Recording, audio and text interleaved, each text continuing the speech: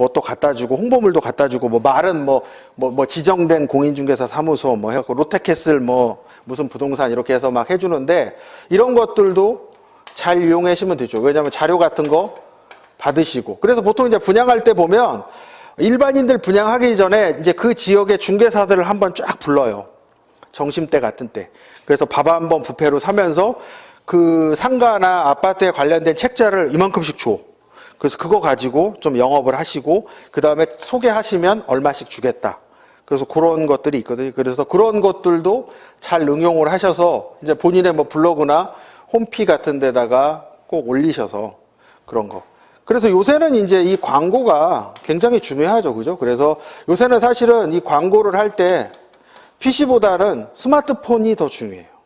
사람들이 요새는 PC를 잘 안 들어가요. 스마트폰으로 다 보기 때문에. 그래서 이제 스마트폰 쪽으로, 이제 우리가 보통 광고할 때 보면 PC를 하면 뭐 스마트폰도 같이 이렇게 해주고 많이 하거든요. 그래서 이쪽을 더 잘 노려서 보시는 게 낫죠. 뭐 직방 같은 거, 원룸, 오피스텔, 직방 같은 거 보시면 다 스마트폰으로 보잖아요. 그래서 스마트 버전이 있고 PC 버전이 있고 막 이렇게 있거든요. 그래서 이런 것들도 생각보다 비싸지 않아요. 몇십만 원밖에 안 돼, 만드는데. 그래서 이런 것들도 좀 돈을 더 주더라도 좀 깔끔하고 멋있게 고급스럽게 만드셔가지고 홍보 같은 거 하시면 좋죠.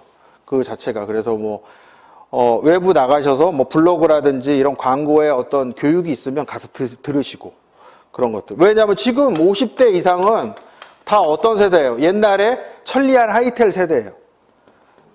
그죠? 기억나서 제가 지금 50이 넘었는데 이 세대들이 옛날에 AT&T 뭐 01410 뭐 해가지고 전화 통화 중이면서 인터넷 하던 세대들이에요. 옛날에. 그래서 이분들이 지금 어때요? 다 PC, 우리가 지금 제주도 여행을 가요. 그럼 어때요? 가서 남이 써놓은 블로그 보고 가잖아요. 그럼 제주도 가면 코스를 잡잖아요. 무슨 저기 햄버거 먹으러 가고, 뭐 어디 가서 뭐 먹고, 일정을 다 이렇게 정해서 가잖아요. 이런 여행도 이러는데 큰 상가를 구하러 가고, 업종을 정하는데 그냥 가겠냐고. 그래서 저런 것들을 발빠르게, 그래서 이제 우리가 실무에서 보면 키워드 광고를 많이 하는데, 키워드 광고는 너무 비싸죠. 네이버 들어가서 보면 뭐 예를 들어서 건대 원룸 치면 한 건당 뭐 4,800원 뭐 이런 식이에요. 그러면 그 10번 치면 48,000원 막 그런 식으로 들어가갖고 저게 한 달에 보통 광고비가 한 300에서 500 정도 들어야 되거든요. 근데 제가 아시는 분이 광고를 하는데 그분은 평균 한 500 정도 지출을 하니까 한 달에 2, 3천씩 꾸준히 갖고 가요. 근데 이제 어느 날 광고를 반으로 줄였더니 매출은 더 많이 떨어지더래. 그래갖고 그거를 이제 못 줄인다는데 이게 이제 어느 정도 궤도에 오르기까지는 광고를 못 해요. 한 달에 몇백을 한다는 건 굉장히 어려워. 저게 한두 달에서 표가 안 나거든. 그래서 여러분들이 이제 실무에 가서 꾸준히 저런 것들을 관리하셔야 돼. 그래서 이제 우리가 그 블로그 같은 거 만들어 보면 블로그 이렇게 만들어서 이제 주로 여자분들이 많이 올리시죠. 그래서 일상 뭐 맛있는 음식 올리고 밑에다가 뭐 광고 하나 이렇게 빌라 같은 거 올리고 이렇게 하는데 이런 블로그가 결국은 네이버나 이런 데 가서 광고 키워드나 이런 걸 안 하잖아요. 그러면 이걸 식물 블로그를 만들어요. 저질성 식물 블로그. 그래갖고 죽여버려요. 그러면 이제 또 하나 만들어서 하고 또 하나 만들어서 하거든요. 그래서 사실은 블로그보다는 카페가 좋아요. 근데 이 카페는 또 문제가 있죠. 어떤 문제? 이 카페는 들어와서 정회원이 돼야 돼. 회원가입도 해야 되고. 이 블로그는 그렇게 안 해도 되잖아. 그래서 장기적으로는 카페가 좋고 단기적으로는 블로그가 좋죠. 지금 뭐 피터팬이나 손오공이나 보시면 다 카페예요. 아마 아시는 분들이 들어가서 보시면 그냥 그 하나 카페를 양도양수 하는데 권리금 6, 7천씩 주고 하는 거예요. 그 지역 나뉘었죠.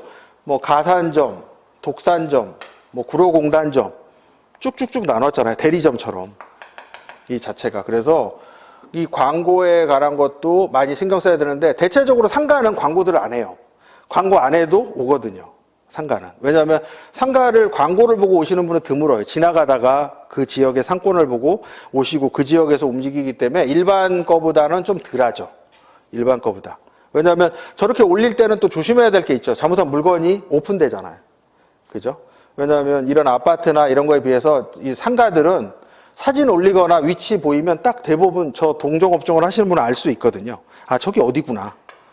그래서 알고 있기 때문에 그런 것들은 있는데, 대신 이제 나름대로 저런 물건 작업을 잘 해놓으면 괜찮아요. 올리셔도. 자기가 자신 있게 하시면 올리셔도 되기 때문에, 내가 나중에 창업을 하면 내 가게의 운영 방향을 어떻게 정하겠다라는 생각을 정하셔야 돼. 그래서 그 정하는 게 언제? 내가 직원으로 일할 때. 창업해서 그걸 하면 이미 돈이 나가면서 공부를 해야 되잖아. 너무 대가가 커요. 대가가. 그래서 여러분들이 꼭 미리미리 내가 어떻게 하겠다. 그래서 아까도 얘기했지만 일반 장사나 똑같아요. 그래서 내가 지역을 정하시고 업종을 정하시고 그다음에 위치를 정하시고, 이거는 어느 업종을 하나 공통이잖아요. 그죠? 내가 어느 지역 가서 어느 업종을 할래 내가. 근데 위치는 어디를 따질래. 우리 중개사무실 봐도 그렇잖아요. 내가 물건지를 부동산을 할지 손님지 부동산을 할지, 역세권 앞에서 손님지 부동산을 하든 아니면 골목에 들어가서 물건지 부동산을 하든 그렇잖아요. 부대찌개를 하는데 내가 직장인들이 많은 골목에 가서 할지, 역세권에 가서 할지, 뒷골목에서 가서 할지, 아니면 밤에만 문을 여는 포장마차를 할지, 이런 것들을 잘 정을 하셔야죠. 그죠? 그 다음에 이제 창업하실 때는 자본금도 굉장히 중요하죠. 왜? 우리 중개사무실 같은 경우 안정이 되려면 1년은 견디셔야 되는데, 요 1년을 못 견뎌서 문을 닫는 분들이 생각보다 많아요. 한 달에 유지비가 생각보다 많이 들어가요, 우리 중개사가. 여러분들이 생각할 때 예를 들어서 500에 50이면 계약서 한 건만 써도 유지할 것 같지만, 실질적으로 운영을 해보면 1억에 예를 들어서 800인 강남역 앞에 중개사 사무실하고 차이가 나는 건 이 월세만 차이가 나지 관리비나 유지비, 홍보비는 똑같아요. 그 자체가. 그래서 여러분들이 꼭 생각하실 때 이런 것들도 생각을 좀 많이 하셔야 돼. 그리고 아까도 얘기했지만 중개 보수는 얼마를 받을까? 만약에 다른 업종 같으면 내가 부대찌개 한 그릇 팔면 얼마가 남을까? 그럼 하루에 몇 개의 부대찌개를 팔아야 되고 한 달에 몇 개를 팔아야 손익분기점이 넘어가겠다. 그렇잖아요. 우리 중개사무소를 창업하시면서 내가 한 달에 내가 업종을 정했으면 상가를 한다. 그러면 내가 임대차나 권리금 작업을 해서 한 달에 몇 건을 해야 내가 한 달에 2천 정도는 가져가야 여기서 임대료하고 뭐하고 한 500 제하고 광고비 한 300 제하고, 그죠? 그러면 내가 한 1200 정도는 내가 가져가겠구나. 이런 생각을 하셔야 될 거 아니야. 그 자체가. 근데 이런 거 없이 그냥 대다수가 창업을 하실 때 어떻게 하냐면 그냥 창업해요. 그냥 막연히. 그래서 친구들 주변에 뭐 할까? 그래서 그냥 정해서 괜찮으면 그냥 가서 권리금만 얼마 깎아서 창업하실 생각한단 말이죠. 그래서 창업을 딱 해보니까 이게 만만치 않아. 해보니까 나하고 안 맞아. 이게. 그러니까 예를 들어서 나는 상가를 모르는데 갑자기 지하철역 앞에 위치가 좋다고 해서 딱 열었더니 이게 나하고 안 맞는 거예요. 영업을 하려고 그러니까 상인들이고 거칠고 이게 안 맞네. 그래서 원룸 쪽으로 갔더니 원룸 쪽 가서 했더니 또 원룸을 하려고 그랬더니 젊은 친구들이 너무 막 빠꿈이야. 가격에 대해서 너무 예민하고 중개보수 가지고도 조금 주려고 하고 뭐 대선화 해달라고 그러고 하나하나 쉬운 게 없다는 거죠. 하나하나가. 그래서 여러분들이 심사숙고하셔서 그런 것들, 그래서 만약에 취업을 하시면 저런 것들 경험을 대리로 한번 하시잖아요. 그죠? 좋다 안 좋다. 그래서 만에 하나 안 좋으면 옮기시면 되는데, 창업을 해서 만약에 저게 안 좋다 그러면 늦어. 근데 만약에 한 50대 이후에 이거 한번 장사를 잘못해서 한번 넘어지시면 다시 일어나시기가 쉽지 않아요. 그러면 더 사람이 쪼그라들 수밖에 없는 구조라는 거죠. 그래서 조금 미루시더라도 좋은 위치. 그래서 저는 항상 생각하는 게 뭐예요? 그냥 간단하게 항상 사업계획서를 한번 써보셔야 돼. 어떤 업종을 하든. 사업계획서. 내가 자본금은 얼마고 직원은 몇 명을 두고 할 거고, 그죠? 우리 부부가 둘이 할 건지, 그죠? 바쁠 때는 우리 딸이 나와서 도와줄 건지, 이런 것들. 그 다음에 내가 창업비용은 얼마 정도 지금 잡고 있고, 그죠? 그래서 창업비용의 한 70% 정도는 쓰고 30% 정도는 내가 그냥 1년 그냥 임대료 낼 거 정도는 통장에서 그냥 가지고 있겠다. 뭐 이런다든지 이런 거를 딱 미리 해놓고 해야 좀 편하게 영업을 하실 수 있어요. 막 계속 돈이 아슬아슬하다. 그러면 영업하는 게 힘들어요. 그럼 무리수를 둔다고 자꾸 사람이. 그 자체가. 그럼 손님 하나하나 오면 돈으로 보여가지고 막 하다 보면 실수를 많이 한다고.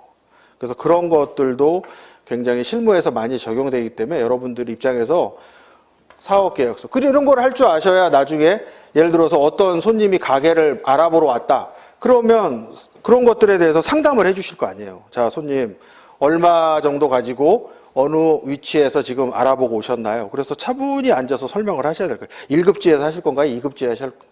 그게 뭐예요? 자본금에 맞춰서 해야 되잖아요. 그죠? 그래서 그런 것들도 한번 생각해 보시고 아마 접하시면 좋을 것 같습니다. 잠깐만 쉬었다 하겠습니다. 뭐 질문 있으세요?